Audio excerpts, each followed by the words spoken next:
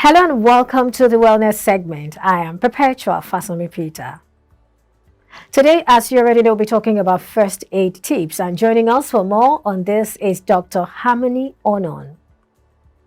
Doctor, thank you for joining us. Hello, good day. Thank you for inviting me. All right, we're talking about first aid. Tell us, what exactly is it about? I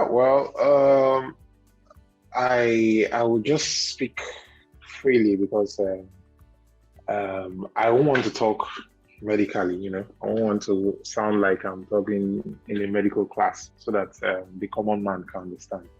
So basically, when you talk about first aid, it's just a series of events that go on when there's, an emergency of any from a medical emergency, you know. So the things people do that helps to keep the person alive until there's professional help. That's basically what first aid is. Yeah. So why is it important for individuals to have first aid skills? Hmm. Well, first aid is actually very important because in most cases, it actually determines the eventual outcome of a situation. There could be a medical complication, and the series of decisions the people around make could just be what will determine if that person is going to survive or not. So it's absolutely, absolutely important. Thank you, but we still want to know more instances where, knowledge of first aid can be life-saving and, what individuals should do. Yeah. There are quite a number of scenarios, like in our environment here. Really, at any point in time, you could have an emergency, medical emergency. It can be from, our day-to-day activities. One can, slip and fall. One can fall from a height.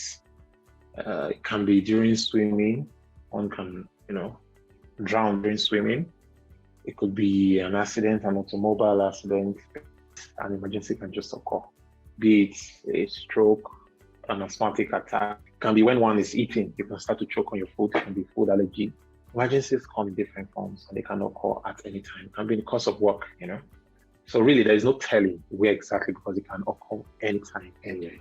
Doctor, tell us, what are the steps individuals should take in the event that emergencies occur, either at home or anywhere in the community or even at work? Okay. I guess I'll just paint a scenario.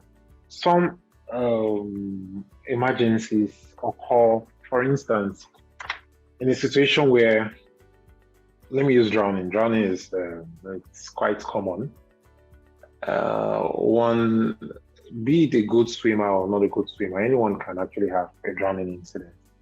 So in situations like that, when one inhales water, that's basically what happens during drowning. You inhale water through the airway.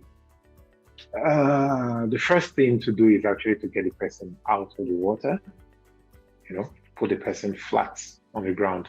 And in cases of drowning, one thing to know is time is actually of the essence because the way the human body is designed, the human brain cannot stay without oxygen for 5-6 minutes.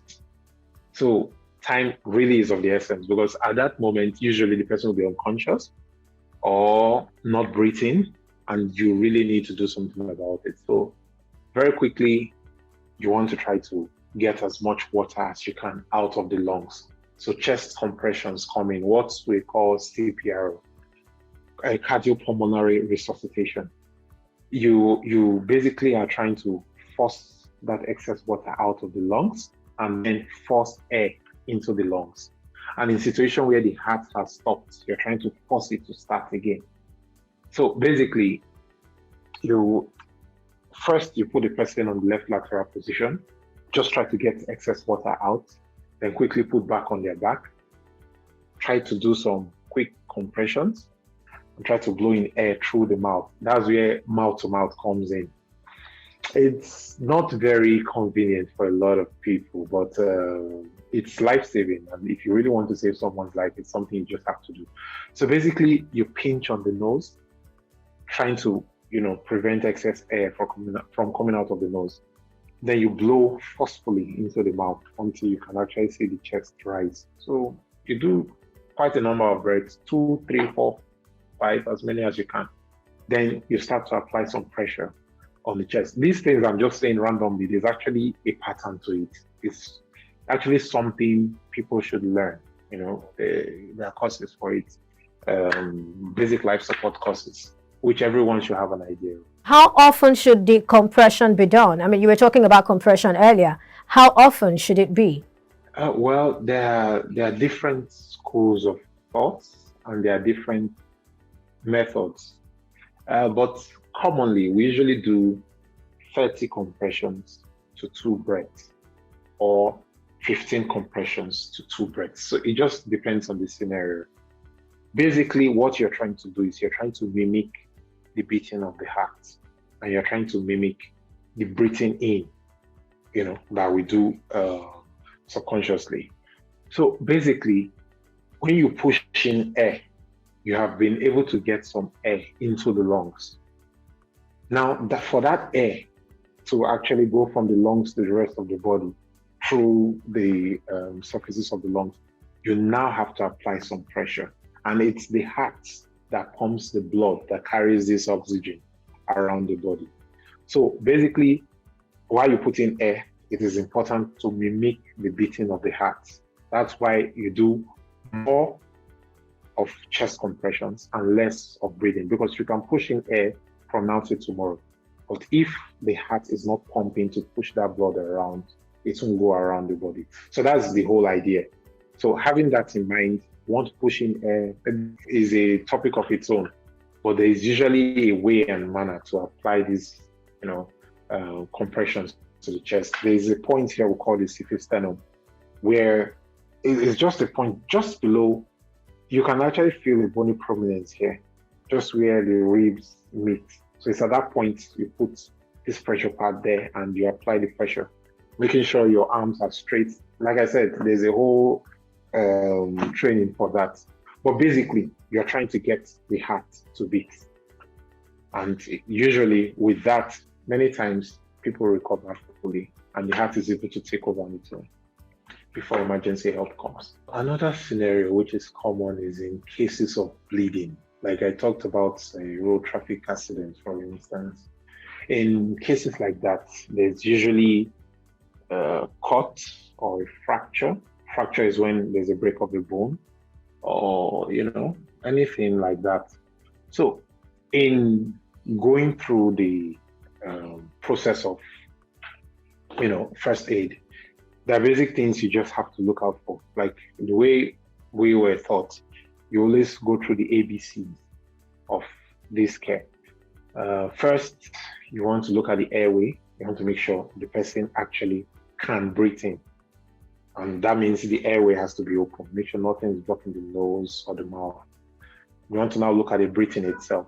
Is the person breathing? That's why when we're talking about drowning, we're very particular about breathing and having to, push in air for the person and then make sure the person can utilize that air, which now brings us to C, circulation.